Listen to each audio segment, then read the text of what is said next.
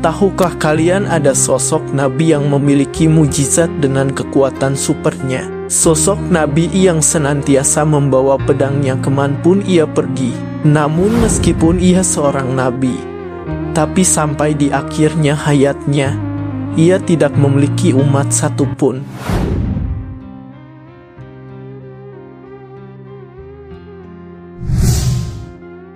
Diceritakan dalam kitab Mukasyafatul Qulub karya Imam Al-Ghazali, di malam yang tenang di bulan Ramadan, ketika langit berselimutkan bintang, Nabi Muhammad SAW berkumpul bersama para sahabat. Tiba-tiba, sebuah senyum terukir di wajah beliau, memicu rasa ingin tahu di antara para sahabat. "Kenapa engkau tersenyum, wahai Rasulullah?"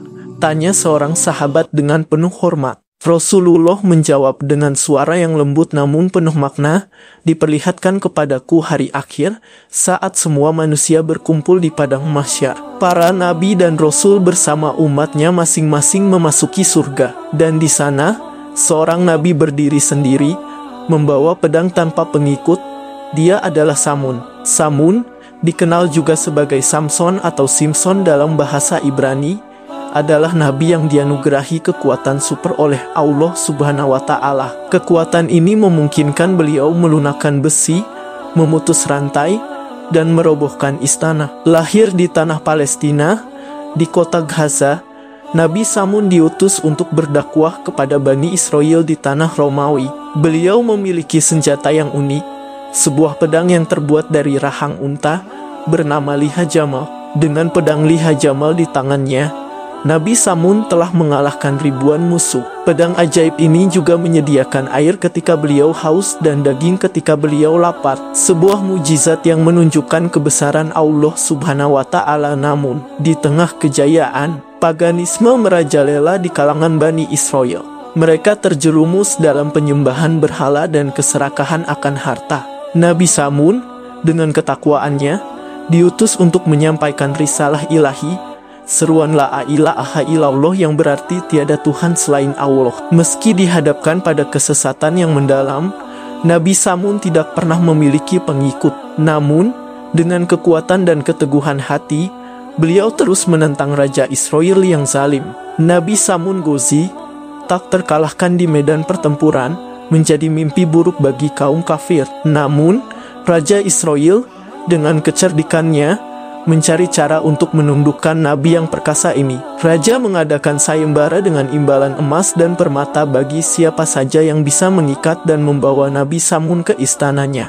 Dalam upaya liciknya, Raja menggoda istri Nabi Samun dengan janji kekayaan yang tak terhitung. Ketika Nabi Samun sedang tertidur, sang istri kemudian mengikat badannya. Nabi Samun lantas terbangun dan bertanya, "Wahai istriku, apakah engkau yang mengikat tubuhku?" Sang istri menjawab, "Aku hanya mencoba seberapa kuatkah dirimu." Kemudian tanpa kesulitan tali itu diputus Nabi Samun dan terlepas dari tubuhnya. Percobaan demi percobaan dilakukan oleh sang istri untuk mengikat Nabi Samun, namun selalu gagal hingga akhirnya, dengan rayuan, sang istri menanyakan rahasia kekuatan Nabi Samun. Dengan cinta dan kepercayaan yang mendalam, Nabi Samun mengungkapkan bahwa rambutnya adalah sumber kekuatannya. "Ikatlah tubuhku dengan rambut-rambutku, maka itulah yang sebenarnya membuatku lemah," jawab beliau. Hingga tibalah pada suatu malam di bawah langit yang kelam, Nabi Samun, yang rambutnya panjang dan kuat bagai tali baja,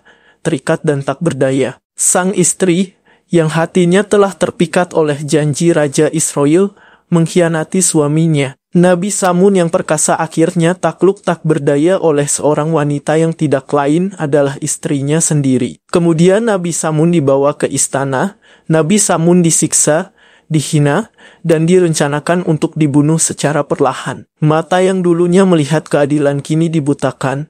Namun, Allah Subhanahu wa Ta'ala tidak membiarkan nabinya dalam kesengsaraan. Malaikat Jibril turun, cahaya kemuliaannya memenuhi ruangan, dan bertanya kepada nabi yang terluka, "Apa yang engkau inginkan, wahai Nabiullah?" Dengan suara yang lemah namun penuh iman, Nabi Samun menjawab, "Saya memohon ampunan atas kesalahan yang telah saya lakukan, dan saya meminta kekuatan saya dikembalikan untuk menggerakkan tiang istana ini. Dan dengan izin Allah, Kekuatan yang hilang kembali mengalir dalam diri Nabi Samun. Dengan dorongan yang kuat, beliau mengguncangkan tiang-tiang istana, meruntuhkan bangunan yang megah, dan menguburkan Raja Israel beserta para pengikutnya dalam reruntuhan. Hanya Nabi Samun yang berdiri, kekuatannya kembali, dan mata, telinga, tangan, serta kaki yang hilang pun dikembalikan oleh Allah Subhanahu wa Ta'ala. Nabi Samun bersumpah untuk melawan kebatilan dan beribadah selama 1000 bulan tanpa henti. Ibadahnya yang tak terputus menjadi legenda di antara para nabi, sebuah dedikasi yang menginspirasi umat manusia. Kisah Nabi Samun Al-Ghazzi AS menggugah hati para sahabat Nabi Muhammad SAW. Air mata mereka menetes, terharu oleh pengorbanan dan keteguhan hati Nabi Samun. Mereka bertanya kepada Rasulullah, "Wahai Rasulullah, betapa besar ganjaran Nabi Samun Al-Ghazzi alaihi salam yang beribadah dan berjihad selama 1000 bulan. Kami yang lemah ini bagaimana mungkin bisa menyamai ibadahnya?" Nabi Muhammad SAW terdiam, dan dalam keheningan itu, wahyu Allah turun. Surat Al-Qadar mengungkapkan keagungan malam Lailatul Qadar. Inna anzalnahu fi lailatul qadar. Sesungguhnya kami telah menurunkannya, Al-Quran, pada malam Qadar. Wa ma adraka ma lailatul qadar. Dan tahukah kamu apakah malam kemuliaan itu? Lailatul Qadari khairum min alfi syahr. Malam kemuliaan itu lebih baik dari 1000 bulan. Tanazzalul malaikatu waruhu fiha biizni rabbihim min kulli amr. Pada malam itu turun para malaikat dan ruh Jibril dengan izin Tuhannya untuk mengatur semua urusan. Salamun hiya hatamat layl fajr. Sejahteralah malam itu hingga terbit fajar. Rasulullah bersabda, "Burulah malam Lailatul Qadar ini, dan jika kalian mendapatkannya, maka ganjarannya lebih baik daripada beribadah 1000 bulan seperti Nabi Samun Al-Ghazzi alaihi salam."